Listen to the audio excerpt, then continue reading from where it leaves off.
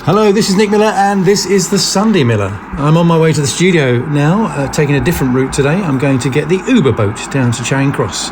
It's really efficient these days, you should try it, but I have to confess, the first time I used it, I waited in for 3 hours before I realised it might be an Uber boat, but it doesn't come to your door. I mean, shoddy service, I call that. I'll be talking about the Conservative Party conference coming up this week, when everyone will no doubt hail the arrival of the new Prime Minister and Chancellor, almost Xi Jinping style, bowing and curtsying and thrusting bouquets upon them. No, don't you think? What will Rishi Sunak do to occupy his time this week, as he said he will not be attending the conference? Why Nick Ferrari missed a trick when he had his morning coffee? There's a clue there.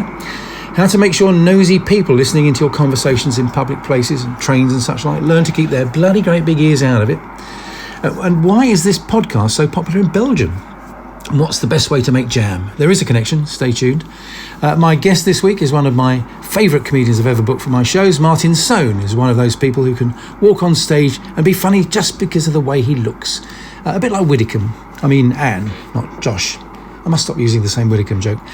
So all of that and more in this edition, but let's not forget that every now and again, the legendary Alan Dedicoat, the one and only voice of the Bulls, will be saying something like this. The Sunday Miller. Half an hour of your life you'll never get back.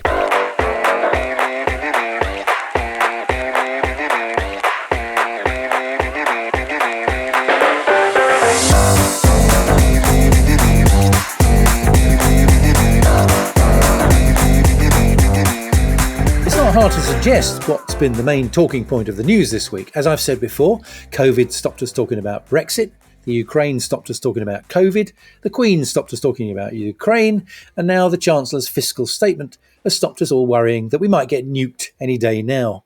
I say fiscal statement because you mustn't call it a budget. After all, a budget is all about balancing the books. And this was a bit like balancing a goldfish in one side of the scales and a whale in the other. It's a bit like Putin suggesting that nobody must refer to the invasion of Ukraine as a war, or more a liberation, more of which later. Speaking of budgets, if ours were big enough for us to be able to afford to play music, I'd now be singing my version of Olivia Newton-John's top 10 hit, slightly reworded as Let's Get Fiscal. So really, I completely wasted my time arriving in the studio dressed in something similar to Olivia's pink leotard. Well, that and the fact that we aren't on the telly. At least it gave everyone on the Uber boat something to talk about. The boat ride, for the record, is very enjoyable, even if there are more peers than usually bother to turn up on an average afternoon in the House of Lords. Rumour has it that the Conservative central office has already received a number of letters of no confidence in the Prime Minister, despite the fact she's only been in office for 2 weeks. Admittedly, all 17 of them are signed R. Sunak and say things like, she smells.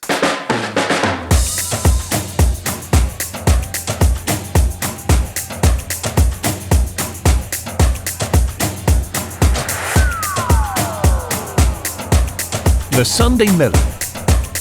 More balls than the National Lottery. I'm recording this extra early today because today's the day of the London Marathon, and it's always a big thing in my house because it runs past the end of our road. I've never yet been accepted for the marathon thus far, though. I'm not sure if it's because of some of the stipulations in what I refer to as my rider. How much am I getting paid for this charity appearance? Does it still count if I get the bus? Is it okay if I stop the race every 100 metres to say, hang on guys, I've got a stitch? And honestly, the Nick Miller Foundation is a genuine charity, and it does desperately need a new big screen telly. What we do is we take a table and chairs and food and booze up to the top of the road and we watch the marathon go by, much to the chagrin and in fact jealousy of the runners. It's a great vantage point, right from the first wheelchair and elite runner right up to the last bloke dressed as a pirate ship. And do you know what? I don't know what these so-called conservation campaigners are on about when they talk about the extinction of species. We see loads of rhinoceroses in London every marathon day.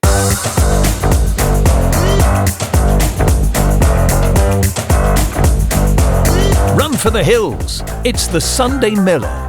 They'll be hanging out the bunting and welcoming the arrival of Liz Truss and the Chancellor this week in Birmingham with all the joyous fervour of the Ukrainian people when Putin's army strolled across the border to liberate them. What should have been the triumphal coronation of the new Conservative Party leader in front of her own looks like a crowning moment on stage will actually turn out to have been that time she said buying too much cheese from the French was a disgrace.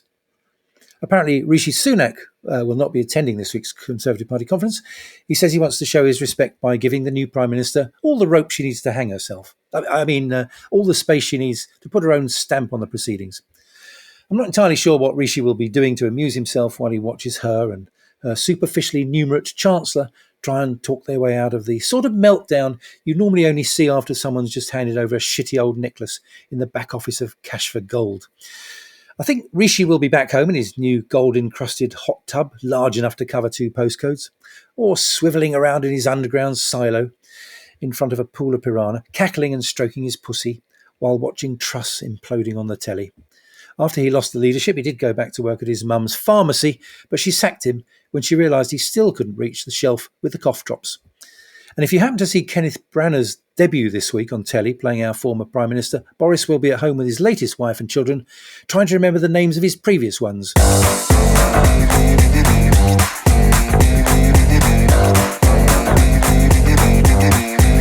Nick Miller. A bit like a proper broadcaster, only cheaper.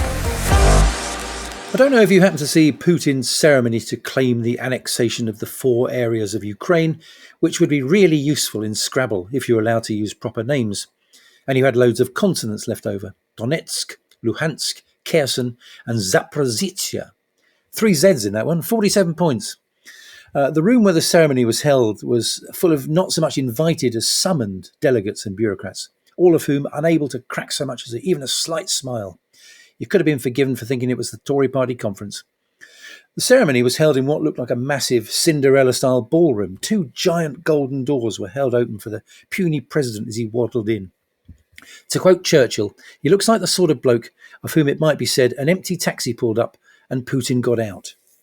The giant doors were held open by what looked like 2 gold leaf-clad toy soldiers who high-kicked their way into the room whilst opening the doors, then marched back out again like John Cleese doing his silly walk, closing the doors after he entered, no doubt quickly jumping in an Uber and heading to the border of Finland before he could realise. Of course, Putin announced that each of the territories was fairly claimed after free and fair referendums. If you call it free and fair to send soldiers round to drag old ladies round to the polling station at gunpoint. Admittedly, that's how the Liberal Democrats do it at by-elections. Everyone in that room, along with all of his inner coterie, knows full well that he knows that invading Ukraine is a massively catastrophic fuck-up of almost mini-budget proportions. But as ever, Putin's self-delusion and brutal arrogance knows no bounds. Of course, he will now, no doubt, attempt to suggest that taking over those 4 territories was really all he wanted in the first place, thinking that will buy him time and favour before he accidentally has a heart attack falling from the 6th story of a Moscow hospital.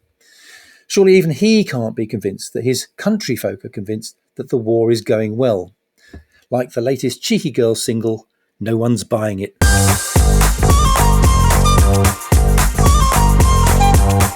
The Sunday Miller. Half an hour of your life you'll never get back. Well, I'm very happy to say that my guest today is one of my very favourite comedians on the circuit. A very dear, dear friend. This is showbiz, okay? You then have to pretend to like me too. That's the gig. Genuinely, when I was doing one of my live shows, you were an absolute banker, so to speak. Thank you. May I introduce Martin Sohn? Thank you. Did you say banker? I did say banker, yes. All right. So you'll be in for another bonus very soon, thanks to Kwasi. Oh, yeah. If I had to describe you to a stranger, which I suppose I'm doing now to our 6.5 million listeners, all but 17 of which appear to be in Belgium. National dish of Belgium is mussels and chips. Did you know that? Is it? Oh, I could eat that all day long. But I would say that if I had to describe you, I'd say you're a visual comic. It's like clowning with props on drugs, I'd say. How would you call it? Yeah, I'd say that. Yeah, they used to describe me in the early alternative days as Tommy Cooper on acid. Yes, I've seen that. I've seen it described thus. That's pretty true. So, I think that's probably pretty accurate, really.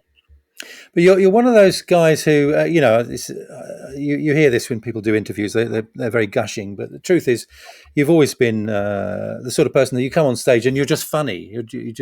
You have a funny presence about you. You've got funny bones. Yes, thankful I have. You have, yeah. on stage, you're always terrified. You go, what on earth is funny about that? You know? Well, that you love using sort of everyday objects, don't you? Which, frankly, anyone Yeah. else would struggle to make funny. I've seen you bring all manner of things with you to gigs, from a U-bend to a head gasket to an electric drill to my favourite, the window with the curtain, the little window. Oh, the Twitcher. Yeah, Yeah. and getting a visual comic on a podcast is not maybe the best thing. Not the most sensible move. What's your favourite prop? I don't mean My favourite prop is actually the plug hole, because it is. Okay. You can just pick that up anywhere. Yeah. It's a huge. I find it a huge gag. It's obviously the S bend of a U pipe with me very seductively and teasing a little bit of hair out the plug hole, and then raise it further and further and further. It's really disgusting, but done in a very sexual way. But the point is, you know, I like yourself, I have 2 daughters and a wife, and there's lots of hair down the plug hole. And there is something quite surreally satisfying about getting a great big globule of hair out of your plug hole, because it knows, you know, that it's going to improve the water flow. I don't know, it's really surreal. You know, how many plug holes have I lost? I just go down the plumbers or down to B&Q and buy another one. Do you know what I mean? It's normally ends up in the U-bend, though, doesn't it? That's the most horrible thing to empty, but once you've done it, it's very satisfying. You make a lot of the props, don't you? So you make them for other people as well, I understand. Yeah, I've made loads over the years, yeah. But as a commission, or as largely given up, for comedians, but largely given up because, you know, I had the Mighty Boosh approach me before they were famous, and they were going up to Edinburgh, and they wanted a bed that turned into a bed first of all, then it flipped up into a bookcase and something else. And I said to him, "Oh, well, that would be about £1,000." And they were gobsmacked. They said, "I think it would be about 50 quid or something." I mean, the wood alone cost. You know what I mean? Yeah, quite. And I did all the work with sort of like illuminating all the weight from the books, so you turned into a library. So yeah, and I think I made a lovely one for Harry Hill, which was you know, those guys that you see walking to snooker halls with those little black boxes hand. So I made him a large one of them, and I think it was a Jubilee year or something, some celebration for the Queen, and the interior of it was all finely compressed, and he just withdrew a pin, and the box opened, and a red carpet rolled out, 2 Union Jacks come up with a little garland of bunting between, and then loads of confetti, and a little corgi just tumbled out all the way along the red carpet. I love that one because it was how I imagined it, and also how I imagined getting around all the problems and building it. It all worked, you know what I mean? And I didn't have to. From my original idea, I didn't have to go off the path at all with the construction of it. And that was very satisfying. And of course, there's a kitchen for Boothby Graffo that got Perrier nominated. That was like massive. That took me 9 months. You made a kitchen for Boothby Graffo? Yeah, it was a kitchen with the focal point of it being a washing machine. And basically it was walls, sinks, window, table, chairs, washing machine, blah, blah, blah, blah, a cooker, blah, blah, blah, a door. And he had all these visual gags around the kitchen. He did about 45 minutes, and then he just said, I've got to go out. Before I go out, he put some washing in the washing machine and said, I'm going to be 5 minutes, went through the door and closed the door, and the washing machine started off, just went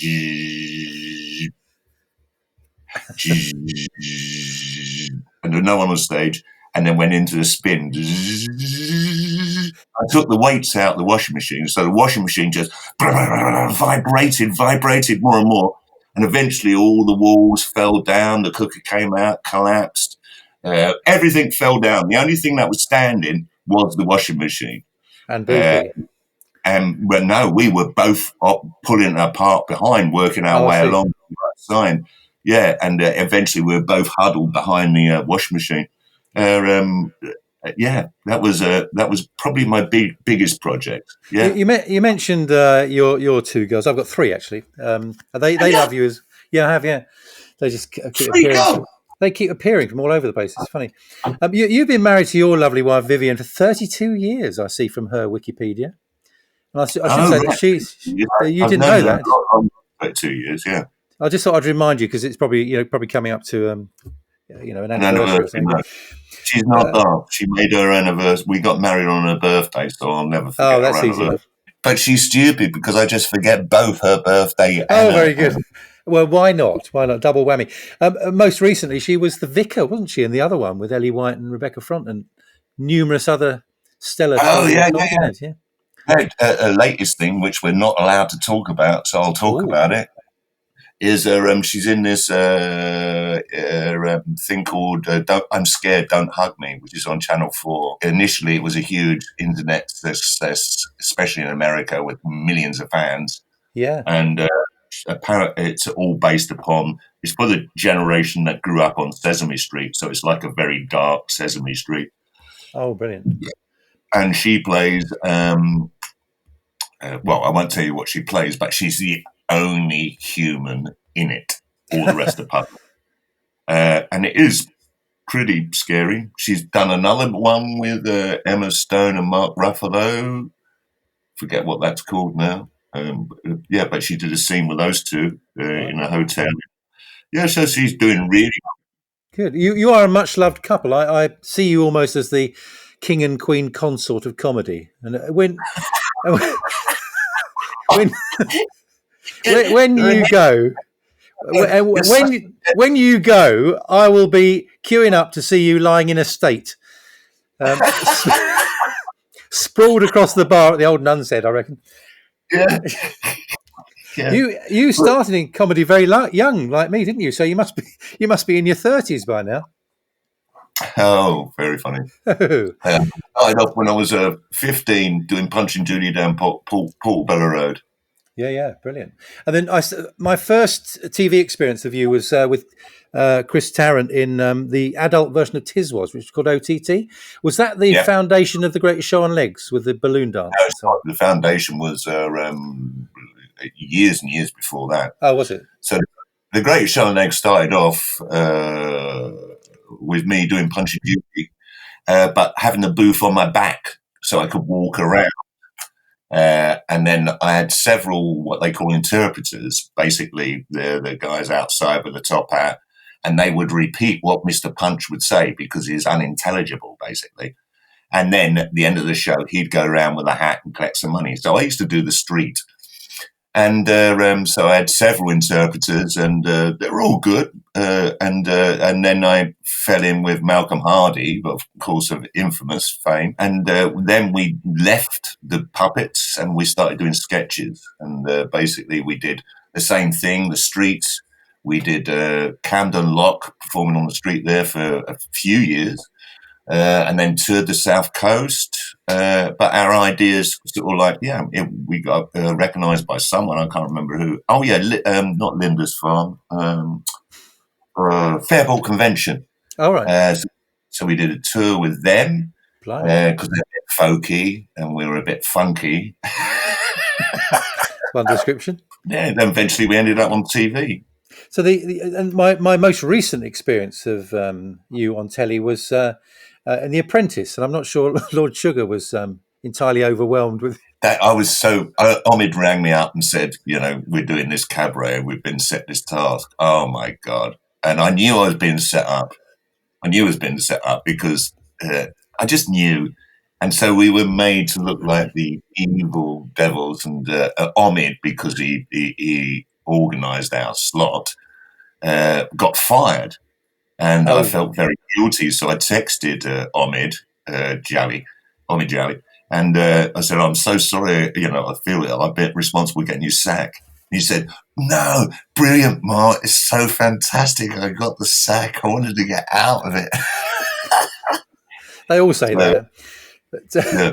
But I've forgotten that was the celebrity edition, of course, and you were up against. I mean, nobody in particular, but it was the Greatest Show on Legs on one team and Robbie Williams on the other. Yeah, I know. I tell you what, but if Robbie Williams was performing in my garden, I'd shut the curtains. So I'd far rather watch you. Yeah, But, I saw the setup, and they didn't take care of us at all. And then they said, you've got something like a minute and a half. And I literally said to Dolores, I said, a minute and a half? That's not even enough time to get my bollocks out. Do you know what I mean? So it was, it was ridiculous. Of course, it's an essential for any television performance, I think. Yeah, of course. Just getting onto your shows, you've been pulling the other one. If you haven't seen one of Martin's shows, they're very similar to what I used to do, but he's been doing it longer and better, I think, for a long time. It's called Pull the Other One, largely at the Old Nun's Head in Peckham. Yeah, the Old Nun's Head, but the next lot are going to be at John the Unicorn on Rye Lane. Oh, yes, I've been there. With you, Have you? I think. Yeah, I've seen your show there. So what does the future hold? Are you going to be making more comedy shorts? So the next thing I'm doing is a shadow show, which is sort of like the reinvention of it as well. I've stretched it a little bit, the idea of it, so it's moving screens, a bit like Son et Lumiere. Do you remember that, Nick? Yeah. Well, look, Martin, it's an absolute joy, and I hope we see each other soon, because we bumped into each other a short while ago at the Old Nun's Head. Let's do that again. But Okay, mate. do it. Lovely to speak to you, mate. And give my love to Viv, and we'll see you soon. All right. Okay. All the best. Take care. Bye-bye.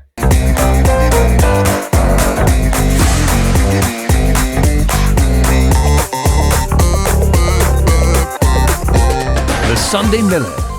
You wouldn't have to listen to this nonsense if you were in church. King Charles has revealed his new cipher. Admittedly, he's not the first prince to find himself depicted as a symbol. This is the CR logo that will replace the ER symbol on everything from banknotes and coins to pillar boxes. That's assuming he can negotiate the rights to use CR with Cristiano Ronaldo. The two are obviously so often mistaken for one another. As I mentioned last week, some pillar boxes still have the letters GR on them. That dates back to the day when Gordon Ramsay was king. Nowadays, we not only have a new king, but we have a new Prince and Princess of Wales. Of course, William's happily married, but back in the day when Charles was invested, it must have been a good chat-up line when he first met Camilla. So, what is it you do? Well, I sort of rule Wales. Golly, so you have an aquarium? Not as such.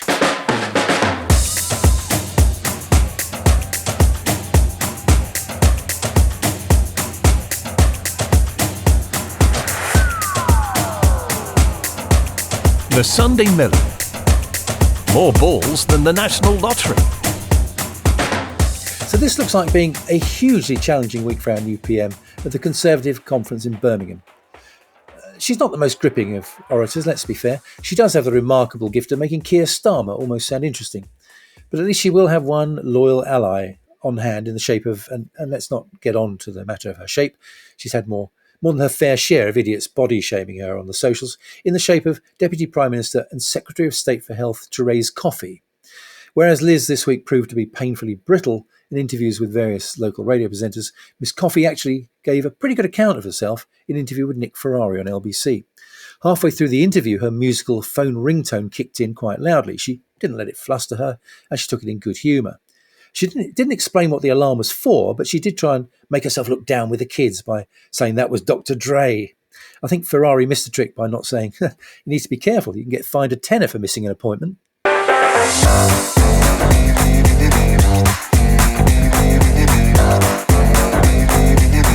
It's the Sunday Miller. We found out this week, which may come as much a surprise to you as it did to us, that quite a high proportion of the listenership of this podcast are from Belgium. Now, I've nothing against Belgians, except perhaps that time in the queue for the 154 bus, and I did apologise to the Belgian lady in question. It was all a terrible misunderstanding.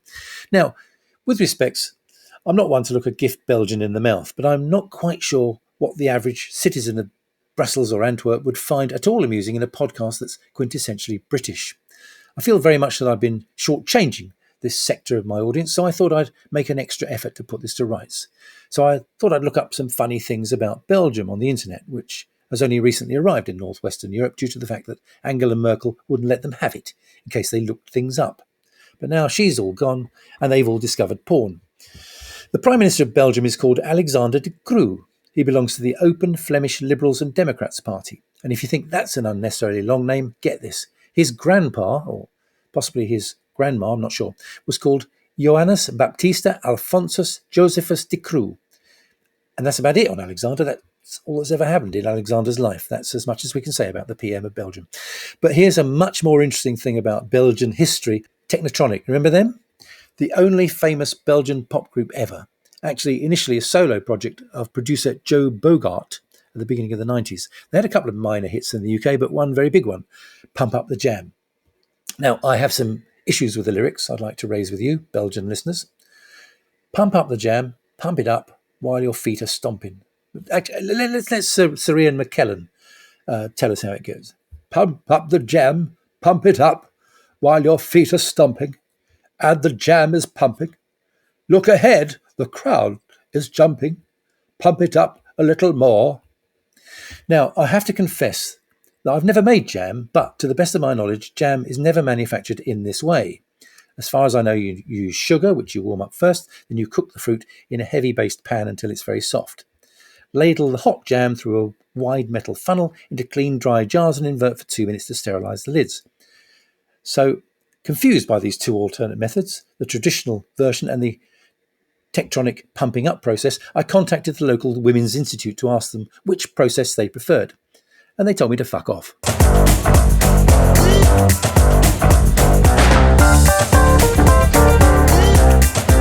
The Sunday Miller. Half an hour of your life you'll never get back. As I'm about to wend my way back home on public transport, I was thinking how nice it was to travel up on the boat. Very civilised and tranquil, and you can buy a bit of cake and a beer, and the scenery along the Thames is fabulous. I'm not a very eager train traveller, and buses even less so at the best of times. I always seem to find myself in a train carriage with annoying people who like to talk loudly on their mobiles, as if that actually helps when you've got a bad signal. Did Alan get those files? Can you ask Trish about the Coventry booking? Equally annoying is someone listening into your conversations if you happen to be having a chat with someone. I was once very aware there was a really nosy older woman almost leaning closer to me to hear me talking to the friend who was with me at the time. So I said to my mate, of course, I have to be careful I don't embarrass myself again. Do you remember? After my wife caught me pleasuring myself while I was flicking through a copy of Penthouse.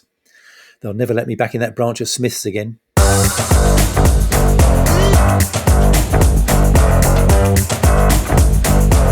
Run for the hills. It's the Sunday Miller. So that's it for me this week. Remember, you may not agree with some of my opinions, but I ask you humbly, in this polarised, divided world, please don't cancel anyone. They may just have a point. I'd like to tell you what's in next week's podcast, but I can't because the news hasn't happened yet. See you next time. The Sunday Miller is written and presented by Nick Miller, with special guest Martin Sohn and the voice of the balls, Alan Dedicote. The Sunday Miller is an Ultimate Sound and Vision production.